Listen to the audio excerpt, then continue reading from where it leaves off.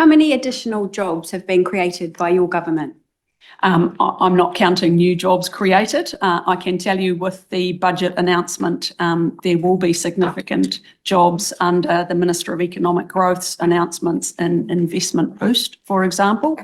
I'm clearly focused on the target, which is to reduce the number of people on the job seeker benefit. If you look at Budget 25 and initiatives like Investment Boost, we want to see more businesses have the confidence, because it is businesses that create the jobs, not government. So under your watch, 18 months, there are 30,000 more people who are not in work right now. Could you point me to some of the initiatives that assist people into work that are new under your government? So not previous ones, but new initiatives that assist those additional 30,000 people under your watch into employment. Yeah, so first let me backtrack. If you look at the job seeker numbers, they have continued to rise over many years. What we do know is when we have excessive government spending, higher interest rates, higher inflation leads to a recession, and unfortunately people lose their jobs as a result. That is the point of the cycle we are at the moment. I would love to sit here and have a different set of circumstances, but that's what we inherited 18 months ago. That's what we are dealing with. I'm not necessarily convinced that lots of new programs get the outcomes we desire. Community coaching and welfare that works is what we have initiated.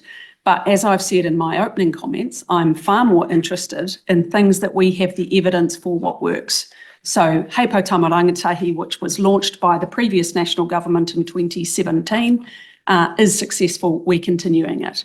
Mana and Mahi was introduced by the then Labour government. It's working, so we're continuing it. Case management, though, case management is proving to be the most successful, even in very challenging labour market conditions. And as I said in my opening remarks, I'm really pleased to see the large number of people exiting the job seeker benefit into work despite challenging times. You would expect that the numbers would be lower than a year ago, and that's not the case. So what we're doing is working, and that's why the Investor Save means we can do more of it.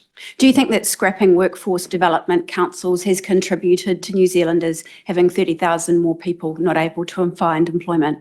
Well, as a Minister for Social Development and Employment, I'm not responsible for workforce development councils, and I would suggest that member ask the question of the Minister responsible. What part of the budget reflects economic growth, considering we have lower growth, we have wages that are stagnant, we have businesses closing, and there are more people in New Zealand losing their jobs? Well, as I've outlined, unfortunately, the conditions that we have come into, very high government spending, excessive and wasteful government spending, leading to high interest rates, high inflation, economic recession and job losses is the reality of what we are dealing with. So if that member has questions for the Minister of Economic Growth, I'd invite her to ask them of that minister. But this is a growth budget. Clearly Investment Boost, and I hope that member was at Field Days last week because she would have seen the very businesses that employ New Zealanders all over our country who see that one initiative alone as being a significant stimulus to help get our economy growing again and back on track. And when businesses have confidence, of course, they employ more staff.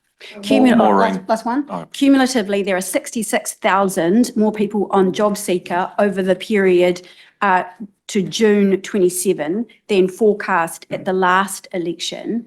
Does this demonstrate that the policies that you're implementing are failing and that you're simply trying to blame a previous administration for your own failures to get people into work? Not at all.